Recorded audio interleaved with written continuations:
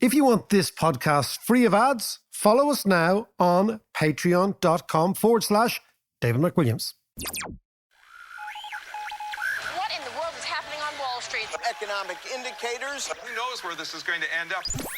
To understand the economy, you have to understand human nature. This podcast is powered by Acast. How are you doing there? Before we start, I just want to give you a heads up about TED Talks Daily, an amazing, amazing podcast.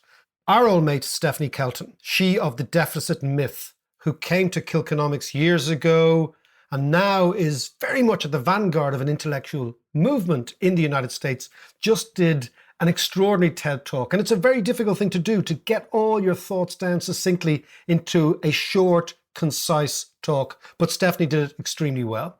And if I were you, have a gander at Stephanie's talk on TED Talks Daily, the podcast. Not just Stephanie, there's all sorts of other good stuff there. But as you're interested in this podcast, you'll be interested in what Stephanie has to say. So that's Stephanie Kelton on TED Talks Daily. Now, how are you, Head?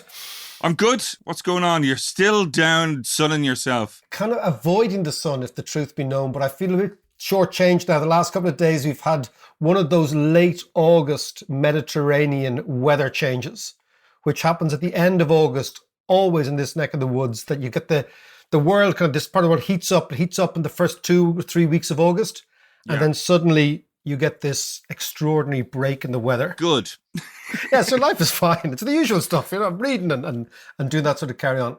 Excellent. But interestingly, we're going to go back to Afghanistan, which we started with Nellifer Pazira Fisk last Thursday, and we're going to talk to the great Peter great. Frankopan, the author of The Silk Roads, his story of that part of the world, and all around good egg, by the way, because I think events are moving so quickly there, John, that if we don't keep an eye on it, and it's not just events in Afghanistan, but it's the geopolitics of it, what happens to Biden, what happens to China, all that sort of stuff. So we're going to go there in a few minutes. Yeah, but it's interesting, actually, that it was only last week that you were saying that August is one of those months where it's a bit peculiar because everything seems to kick off in August, isn't it? Loads of things kick off in August. Well, John, I remember I was just talking about the Mediterranean rains just now, right? Yeah. So basically what is going on is August means obviously Augustus. It comes from the Emperor Augustus, right? So Augustus was the first proper emperor after the Roman Republic. And he was a real impressive geezer. Yeah. And so impressive was he that he figured out that naming months after yourself was a good move. Right, okay. You know, if you want to be a proper megalomaniac emperor, right? And August was basically, it was called Fera Augusta. It was the holiday of August. And there was always a holiday. And of course, if you're an emperor, not only do you name a month after you, but you name a month with lots of holiers in after you. So you become associated with holidays and good times and you know, Campus Marcus and gladiators and all that good bread and circuses. But the reason that August was a holiday is actually got to do with climate and climate change. It's fascinating, right?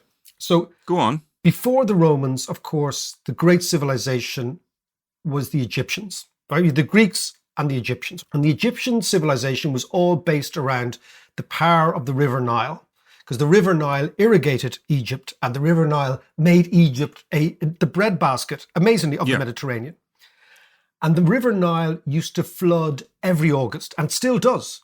And the reason it floods every August, and this is fascinating stuff, is because the monsoons in the Indian Ocean, you love all this because this is your sort of stuff, yes, right? I do, yeah. Happen in May and June. And the elevated heights in Ethiopia, we forget that Ethiopia is an unbelievably mountainous country. So the monsoons come in over the Indian Ocean, they rain on Ethiopia. That rain goes into the Blue and the White Nile, the two rivers that lead into the Nile. And then it takes a couple of months for that huge deluge of fresh new water to end up in the Nile Delta, which is whereas Alexandria is now on the Mediterranean. And then as the rains come through Ethiopia, down the mountains, fill into the Nile, what they do is they swell the river. And then the river becomes much, much, much more, it's almost tidal at this stage, right? It's huge rates. And this then drags all the silt all the way up to the delta, and the silt makes the soil in the delta mineral rich and actually is the reason for the breadbasket. Yeah.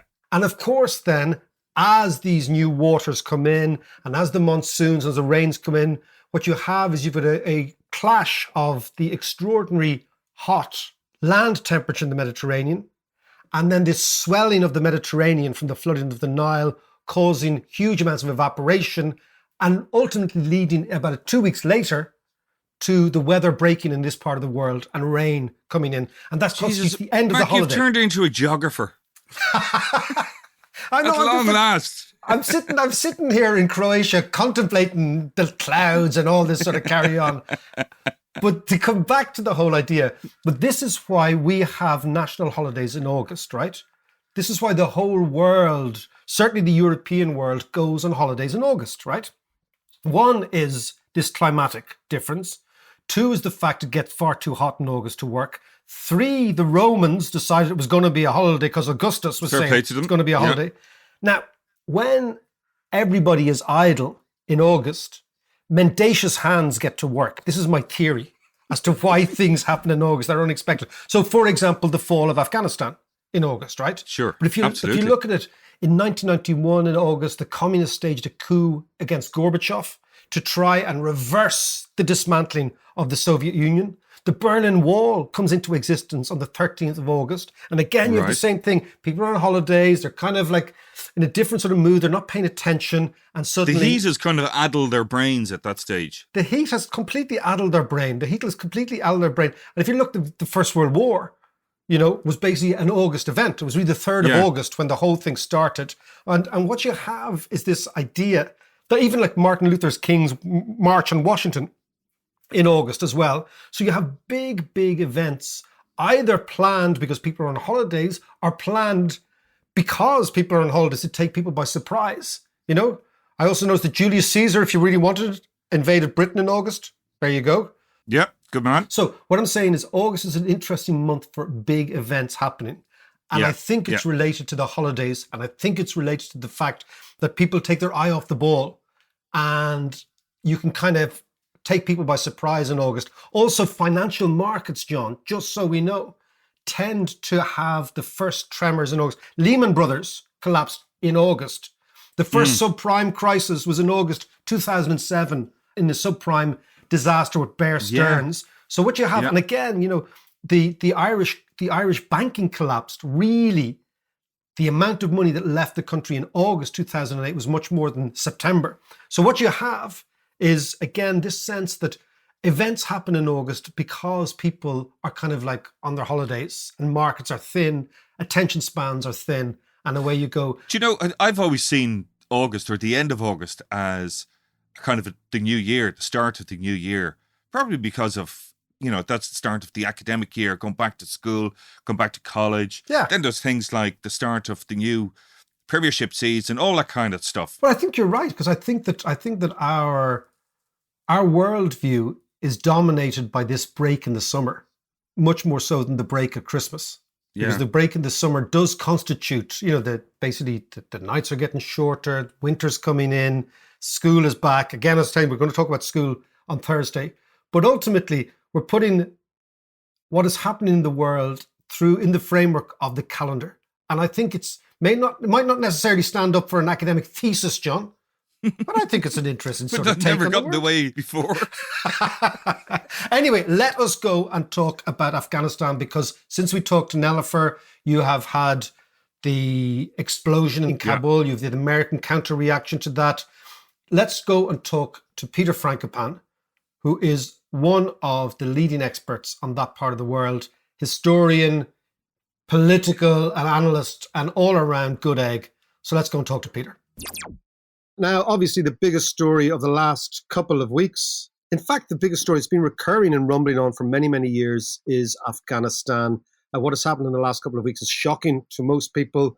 Certain people know the territory. Very few know it as well as our next guest, Peter Frankopan, the author of The Extraordinary Silk Roads. And again, anybody who is interested in this area should pick up a copy of that. Also, I was thinking, as Peter's new podcast, I was listening to it last night. I had listened to a fantastic one with Tim Marshall, the great geographer, the guy who wrote the Prisoners of Geography. Fascinating podcast. So, when you have listened to this podcast, Put in your earplugs and listen to Peter's, which is I Was Thinking with Peter Frankopan. Peter, how are you? Yeah, not too bad. Thanks, David. How about you? I'm great. Well, I'm down in your neck of the woods. I'm down in Croatia, so we can do this in Hrvatski if you want to, but it is fantastic. I'm sitting outside. I'm really going to annoy John here. I'm sitting outside in the front garden in about 28 degrees heat, listening to the crickets, watching summer as it has unfolded here, and it just doesn't do so in Ireland. It all adds to the atmosphere, Mike. That's okay. Can you hear the crickets, John? Can you hear the whole thing? I can feel your listeners slipping away in front of people unsubscribing as the jealousy kicks in. I might be one of them. Okay, Peter, listen, tell me let's look at the last 2 weeks, 3 weeks. What do you think went wrong? What happened? Put it all into context first. Well, I think that I suppose a bit like an illness, that the final stages of the death of the patient, didn't take any of the doctors by surprise. I don't think anything that we've seen in the last couple of weeks has been extremely radical. I guess the thing that's taken a few people by shock has been the speed. But I think that the big problem, I guess, of what we're looking at is that I don't think very many people in Afghanistan are pro-Taliban. I don't think there's half the population not extremely pleased about the attitudes and policies that are going to happen towards women. We've seen that already happen in the last 48 hours, the first sort of announcements about what kind of restrictions they're going to be. But there's not a single person on the streets of Kabul, Mazar-e-Sharif, Herat, or any other city in Afghanistan who is lamenting the fall of the government, that was in place. I think that the problem was, I guess, threefold. First, when the US and their allies went in 2001, there was no set plan of what success would look like. There was a sort of response to 9/11, and the headline was "Track down Bin Laden." Once that had eventually happened in 2011, it wasn't clear what was going to, what next it would look like. So the lack of a kind of master plan was the first thing. The second is that for better or worse, and I guess mainly for worse, the structure that got built in Afghanistan was one that was porous, it was corrupt, it enabled weak politicians, rubbish governors to not just stay in place, but to flourish at the expense of the many and the poor in particular. And so as a result, the credibility that the government had outside the green zone, outside the safety of their armor-plated cars and outside the luxuries, meant that they were both a useless government, but also a notoriously bad one. The levels of corruption were endemic and were all known about. So even the United States, in a report produced in 2017, the estimate was that 40% of defense contracts found their way, 40%, it's a big number, we're talking into billions of dollars, found their way out of the system straight away. So there was knowledge that that's what it looked like. It wasn't a surprise. And then the third thing was that the Taliban offer a particularly clear message of what they're offering. It's not a particularly appealing one, particularly if you're one of David's subscribers listening to the podcast. I suspect not that many people will share the Taliban view on the world, but there's clarity. It's clear what they're trying to achieve. It's clear what they believe, what they think. And I guess the single most important element of that is probably not to do with the treatment of women or people getting their hands cut off, stoned to death, executed, that sort of brutal side of it. Is that the Taliban, even in the 90s, were quite good at putting in place a legal system that worked. So in the last 20 years, if you're a small landowner, small businessman, if someone could pop up from the sky and take your stuff away from you and flash a card and say they're being backed by the allies, and the Taliban were quite good, I mean, all things considered, in explaining that they were there to provide justice. And so that mandate is now, we're all watching to see how it's going to unfold. There's been a lot of breathy hot air in the last week, I guess, hoping that this might be Taliban 2.0. Those of us who follow this region, I don't think have too many illusions about what the future might bring. And that's why tens of thousands are trying to get out of the country. But I think that in terms of the shock and surprise, it's only that things melted quite quickly. But even CIA assessments were aware that the government might crumble this quickly. So I don't think that the sort of the surprise and the shock and the horror that we've all been expressing has any kind of reality to those who follow the nuts and bolts of what happens in the country. It's the news cycle that suddenly gets everybody overexcited. Now everyone's an expert on Afghanistan and Central Asia. And, I think those of us who've been watching have been pretty sober about this for quite a while. Peter, can I go back? Because I think it's important just to take that idea of those of us who've been watching quite a while. I think I was the first person maybe to interview you on the Silk Roads many years ago. I think it was your maiden gig was in Dublin Castle. Do you remember that? I got invited an email out of the blue saying, "Come to Dublin." I sat in the green room, looking over my notes, going to a job interview with a suit and tie, getting ready to keep the happy people of Dublin. Then someone came and told me and said 600 people had turned up, and I thought, wow, for me. And they went, well, actually, there's this quite well-known media personality, journalist, writer who's going to come and interview you. So then I thought, okay, well, I should have done a bit more of my homework. Then you walked in and started speaking Croatian to me. So yeah, the whole thing was a bit of a surreal experience. But yeah, you talent spotted me. So you're my Louis Walsh, David. You spotted me early and made me into the great star that I became. So I owe you. That's why you get 10%. You are my Louis Walsh. Now I think that's the quote of the podcast. We have never heard that before. I have you as a member of Westlife up on a bar stool singing covers in the original Pashtun. That's what we're going to do. Now, Peter, the thing about Silk Roads is you started Silk Roads with saying, look at the world in a different way.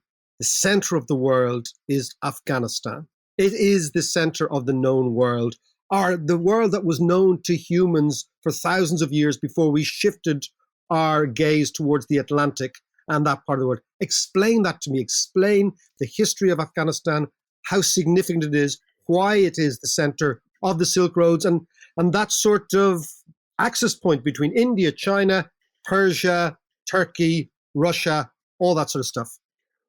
Okay, well, I mean that's a long question. I mean, I think Silk Roads is still available in all good bookshops. So it's quite hard to put it all into a couple of words. But the part of the world that I'm interested in, I suppose the geography is important. But you, as an economist, David, know that when it comes to following patterns of behaviour, exchange, etc., the first thing you start with is commodities and with demographics. Where are people? What do they buy? What are they trying to get hold of? And Central Asia, I guess, has three roles. One is its own importance as an interconnected series of oasis towns, cities that are quite famous, like Samarkand or Balkh or Kabul, etc. Merv, which was once the biggest inhabited city on earth, and now in Turkmenistan and obscure to all but a few. Second, because of that patchwork of oasis towns, there's connections into the wider world. And so the conduit space. So quite often people talk about Afghanistan and Central Asia as a place that links East and West, as though it doesn't make any difference what happens there on its own. But third, it just so happens that a lot of the commodities that are important in the world and always have been are found often in quite high concentrations in some of these countries that we're talking about today. So Afghanistan, for example, as suddenly everyone seems to got overexcited about in the last week, has extremely profound deposits of minerals, particularly things like copper, cobalt, lithium, and so on. But the whole region is famous for its lapis lazuli. It's famous for its gold production. It's famous also for coal in lots of places. But further west, places like Iran has some of the biggest oil deposits in the world. So these connections and highways are ones that for thousands of years have dominated world history. And I guess if I was to put a couple of headlines onto what my Silk Roads book is about, it's that Alexander the Great didn't head towards Rome or Paris or London or Dublin when he wanted to conquer the world. He set out towards the east, conquered Persia, Central Asia, and got to the Himalayas, and then famously, according to one of his biographers, cried salt tears because there was nothing else in the world left to conquer. A bit like when Bono's last album came out. You've scaled these heights. There's nothing more that you can do. That's one part. But the second, even when the West and Western Europe got in on the act, the British got rich by building connections through to reach India and to China. That's how the British Empire got built. And, the United States, it was no coincidence when it declared independence. It declared independence in 1776 as a direct result, and this pamphlets are being issued in the years beforehand, to compare what it meant to be a colony ruled from London with what it looked like to be ruled in Bengal, where tens of millions had died in a famine. And people in the United States said, look, if we don't have any representation in the UK, then why should we bother being a colony? Let's take our own fortune. So, and tea from India that had been shipped was what was dumped into the harbour in Boston. So that part of the world, those connections, the people, the commodities, the goods, the networks have shaped all of our histories. Even in the 20th century, we kind of think of the First and the Second World War as the defining parts of it. But the strand for me that's gone through the entire 20th century has been about Iran, Saudi Arabia, oil, Afghanistan, Central Asia, India, Pakistan, and right now the rise of China, South Asia, and Asia as a whole. Can I just talk to you a little bit about Russia? Because Afghanistan first came into my worldview when I was in school. And I think it must have been about 1980 when Russia rolled into Afghanistan, and suddenly people were saying, oh, tell me about this place, Afghanistan. And the Russians stayed there for 10 years, left quite quickly and quite chaotically. And I remember a guy called Najibullah, who was the boss man there, got strung up in public. Tell me about the conflict between Russia and the West in Afghanistan. Well, I was at school too, and the question that no one ever answered is why were the Soviets in Afghanistan? And even today, people are going to struggle to be able to say that. Everyone will know that the Soviet Union went in '79, and that they left 10 years later, and it had been an unwinnable war, and the story of the Mujahideen and CIA helping supply weapons and small arms and then bigger arms to the plucky freedom fighters who then turned into the core of the Taliban. But we don't really think about why the Soviet Union went in the first place. And that, I think, is quite important. Do you remember? Why did they? Well, you tell me. You were watching on telly. It was I remember always the situation was to spread the good word of Sovietism to the grateful people of Afghanistan. I do remember that was the sort of line that then, of course, the BBC chuckled at and told it was imperialist Soviet expansion. I can't remember. No, you see, you're a very good student. In fact, it was that's broadly right. I think you get a B+ for sure. God, I'm patronised. So sorry. I'm on holiday. I'm on holiday. It's my university patronising, tutor. I'll teach. In fact, it was partly because what happened in Iran next door. And in Iran in 1979, there had been the big Islamic revolution, the return of Khomeini. And the fear of the spread of Islamic fundamentalism, what spooked the United States and spooked Moscow at that time. Also in '79, which we don't really think about in the same term, is the attack on Mecca in Saudi Arabia that led to a sort of pretty important reconfiguration of Saudi Arabia in towards supporting.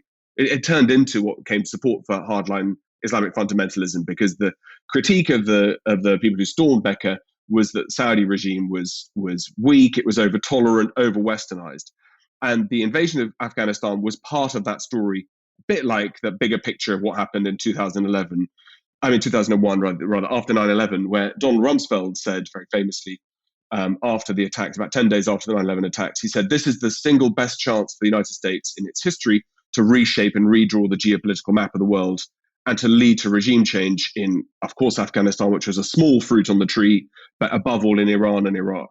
So this big game that's been played, this big sort of mess up and misunderstanding of the world, has not just been about, plucky guerrilla warfare in mountain valleys in Afghanistan. It's been about big picture stuff, about analysts in Moscow, in Washington, I suspect in Beijing, in Riyadh, in Islamabad, projecting their ideas, projecting their fears onto the same part of the world. And the amazing thing is, it's been part of our life, as you exactly say. Afghanistan has been in the news for 40 years, basically non-stop. The level of knowledge about the history's culture, about its language, about its customs, about its history, has basically not improved in the space of 40 years, which is incredible, really. So kids in school don't learn about Afghanistan, they don't learn about Central Asia, they don't learn about Iran, they don't learn about Saudi Arabia, they don't learn about Pakistan. So we produced then a stream of politicians, diplomats, business people, charity workers who go into these places blind. And the most sobering lesson, I guess, of the last week is how little we understand other places where people don't look exactly like us and think the same way. And we're shocked when people don't want to listen to the same music, don't want to behave the same way, don't want to think the same things. And it's a real challenge for us, I think, in the West to square, what do we think we're doing in terms of, we all believe we're Democrats, which is a cause of problems actually half the time with our news, because we complain that people have different opinions, but how do we engage with the parts of the world that are quite far away? And, I guess the big question that Biden's been trying to answer is, this has got nothing to do with us. We've given it a shot. Let's cut our losses and let's make America great again. That's basically what Biden said, which happens to be the slogan of his predecessor as well. Well, it's interesting, little aside, that student you were talking about who got the B+, which I'm actually quite impressed by having got the B+, first also came into reality of Afghanistan when, as a student in Moscow, I went over to Moscow in about 1986, 87, and the first time Afghanistan came into my hand was that we were trying to trade Levi's for vodka, as was the old trade. But suddenly the Russian soldiers who were actually trading with us came up with hash from Afghanistan.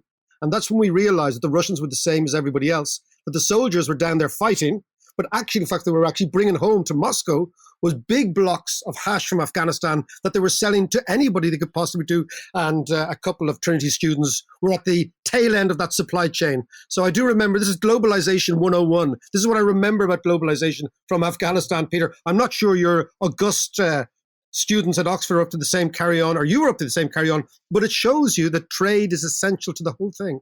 I can tell you, I was in Moscow and Leningrad as it was then at exactly the same time. Probably we were being tailed by the same people.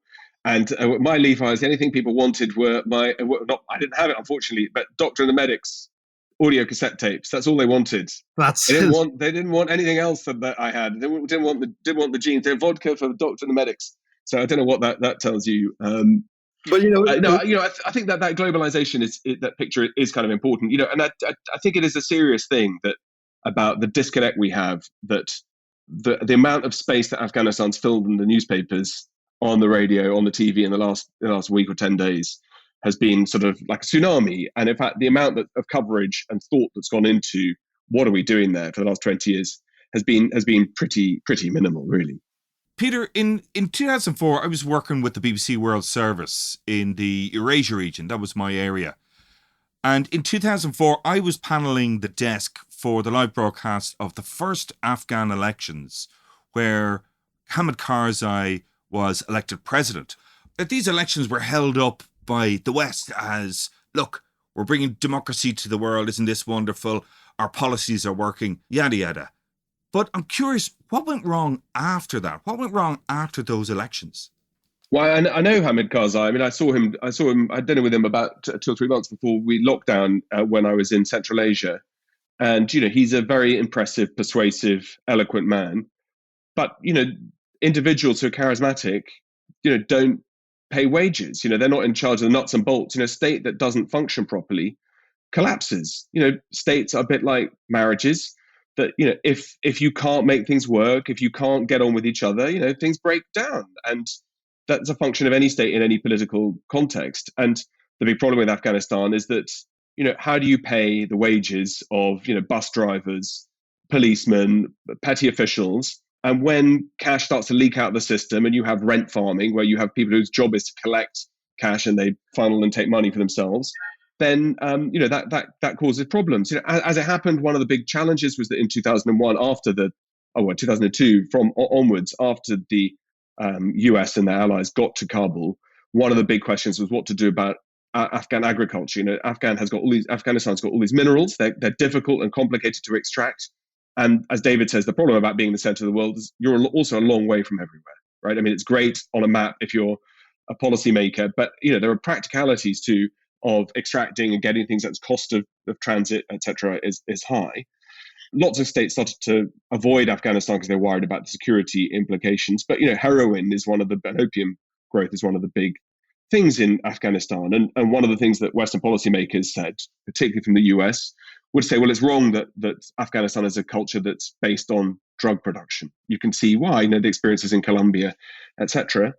Possibly there could have been more enlightened ways of doing it rather than burning fields filled with poppies. Perhaps the market could have intervened to have acquired their crops and then disposed of them separately at a market value, or maybe even market plus. But I think that the lack of working out what does Afghanistan look like outside the corridors of power in the presidential palace in Kabul, how do cities function, how does pay get made, what should happen in small fields, who owned land holdings, and also the Haqqani network and big tribal warlords were inevitably going to sit and bide their time by recruiting hearts and minds, by saying anybody who supports Karzai was a Western stooge. That was the big challenge in Afghanistan. And it's a very persuasive, easy line to be selling that, no disrespect to the Americans or the British, but they should get out of our country. And, that there are versions of those kind of discussions in almost every country on earth. So I think there were lots of things that went wrong. I mean, if you were being very cynical, you'd say Afghanistan in that incarnation 2004 was dead on arrival. It was never going to go anywhere. And the patient has been kept artificially alive by billions and hundreds of billions of dollars being pumped in because we kept singing about things that we wanted to sing about. We heard the things we wanted to hear. We saw the things we wanted to see. We kept saying things were getting better. We kept saying the Afghans are delighted and pleased. But we didn't have a great deal of reality in that. And, British soldiers deployed into Helmand province, into Lashkar Gah, and they'd come back and talk about how they'd seen things. would say on the ground, the Afghans are famous for their hospitality, for their kindness and so on. But it was dealing with the networks that they were up against who were very able to mobilize, and we completely underestimated them. Can I just, before you go, Peter, can I just come back to the map and the sense that we've got Pakistan to the south, Iran to the west, the Stans and Russia to the north, China further east, India further southeast. I mean, what is the significance now to that map, to the political settlement, to the status quo of a Taliban-run Afghanistan? What do you think is the next moves? Are the next ramifications of this, both religious, both economic, both geopolitical? I think those all flow further down the line. I think the first question is the Taliban, well, obviously, what vision does it actually have? But the real question is the Taliban able to administer and govern those territories that it's now taken control over? And some of that is, as John will know, some of that is a personality issue. Is there authority, Baradar and the rest of the Taliban leadership, will people follow them through? And that would be partly based on personality, partly based on reward structures, what's in it for them. Some of that will be on who fancies their chance at maybe pushing themselves up the batting order. But then, are the nuts and bolts, can the population of Afghanistan get fed this autumn and winter? And if so, with what? And who's going to pay for it? Where's food going to come from? Do supply networks break down at roadblocks? Do those Talibans with their white flags, or Taliban with the white flags, administering checks, do they let vehicles through that are carrying food? And who gets first dibs on that? Do you prioritize, first of all, men and young men and supporters with their Kalashnikovs, or do you support the poor, the women, the children? So before one thinks about the sort of big picture, I think it's how does the structure of now Taliban Afghanistan look? How competent will this regime be as administrators? The median age in Afghanistan is about 18. 60% of the population is under the age of 25. And, as you know, in Ireland, a young, vibrant population can be extremely tolerant. They can be challenging the elders, telling that they're fed up with the way things are, how they used to be. And that can be incredibly dynamic. There are all sorts of reasons to think that there can be a better future in Afghanistan than the doom and gloom that we're predicting. But that comes with its own challenges. How likely is it that old guard will relinquish power, relinquish their positions? And that hasn't happened particularly well in Pakistan, for example, where, again, young population find it very difficult to get their ideas pushed through and their gains to be protected. So I think before one thinks about the big thing, it's what do these next weeks and months have in store? And, for example, what should the government of Ireland or the UK, what should we do if there start to be food shortages? Are we going to be humanitarian and say we've left in the way that we left, but we're going to send rice and grain? Or are we going to say you're on your own or speak to your new friends in different countries? What kind of dialogue, if any, are we going to have? And lots of other countries in places like China, Uzbekistan, Iran have been busy for the last 3 or 4 years building up pretty constructive dialogues with these guys, with the Taliban. And my guess would be the West, we feel that our time has come, and the withdrawal means that we disengage. And we've spoken about this before on your podcast, and we've spoken about this many times before, you and I, David, that wheel of power, importance, significance heading back towards Asia seems to me unstoppable. And it's not just about Afghanistan and crisis. If you want to solve the climate crisis, we'll do something like, I've got a big book about climate coming out next year. 496 of the world's most 500 polluted cities are in Asia. So if you want to fix climate, it's not doing a bit more recycling in County Wicklow or in Galway, although please keep doing that. It's about how does one fix those, exactly the same thing that almost the first sentence we spoke about: demographics, commodities, and trade, right? And if you're paying attention to what matters in the film or in history or in politics, then you're watching the right space. Doesn't mean you're going to be right in your analysis, and I'm sure there are lots of things that I think have been wrong and probably are wrong. But at least you're trying to pull things together. What's very difficult is to react at speed with a knee-jerk reactions about what people think is going on, and it's all based on whispers and gossip rather than the nitty-gritty of being what I do. My day job as a boring professor sitting in a library or traveling to different parts of the world, and the grunt work that then gets you onto podcasts like this, where you have a platform to be able to say what you think. But I'm distilling the words of hundreds of my colleagues, thousands and thousands of books, and spending a lot of time thinking about it. We university professors do have a value when there's a crisis. I think we have a value when things are going well, but no one gives me a call when that happens. It's only when all hell breaks loose. Listen, as you said, my Louis Walsh talent contract is out. We're going to zap it over to you. I think 15%, Peter, is probably fair, given that you've got to make a name for yourself now. All right, I'll do it. 15. Okay. All right, I'll do boss. You got the golden button. Take care, Peter. Lovely to talk to you. Thanks, guys. So, Louis, does that make me Simon Cowell? Oh my goodness, with your trousers up around your chest.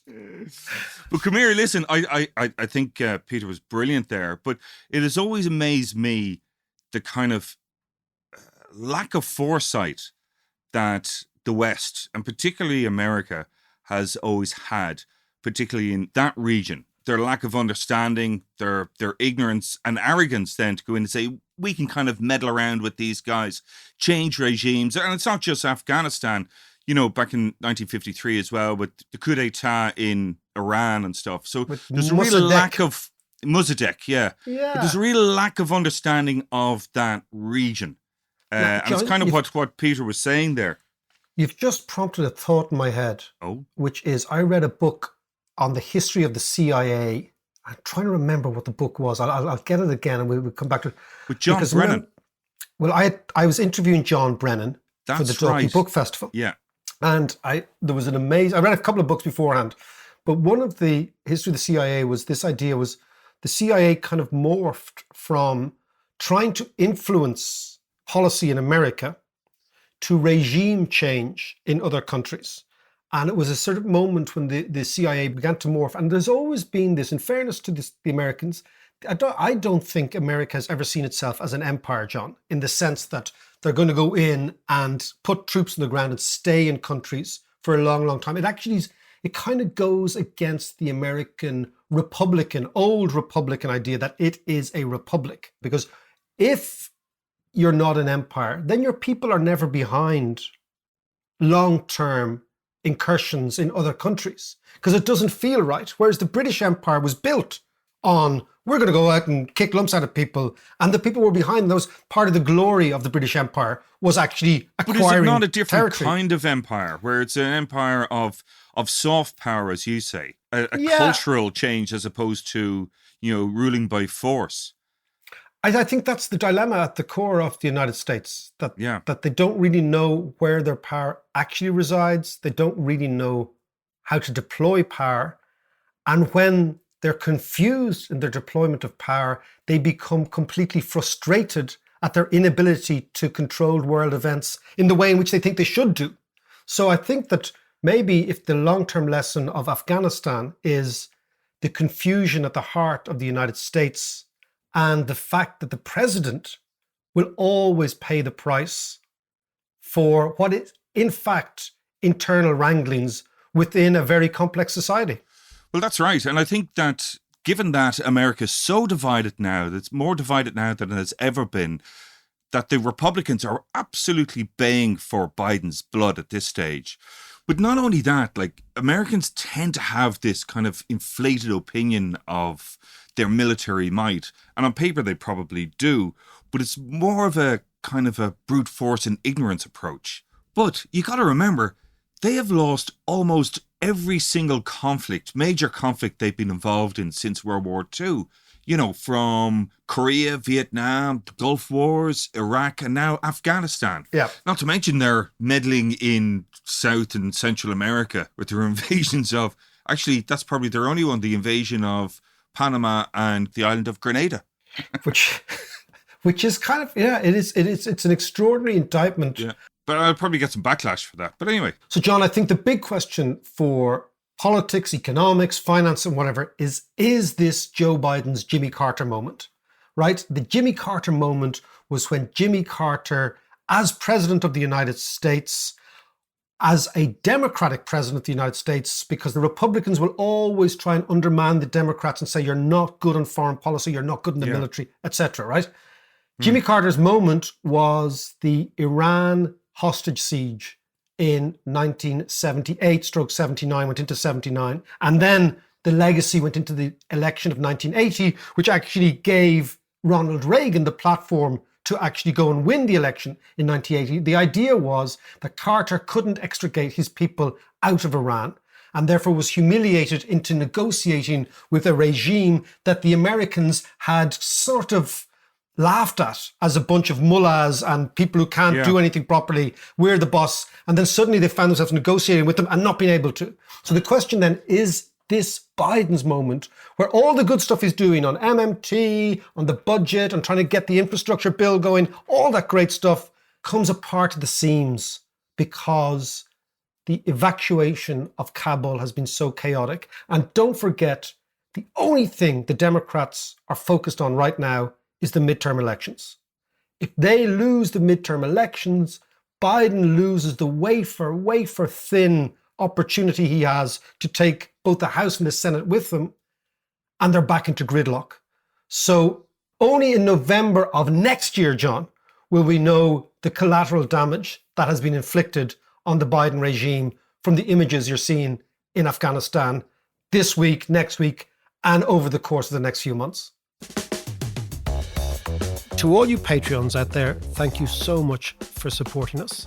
We couldn't do this without your support. It means a huge amount to us.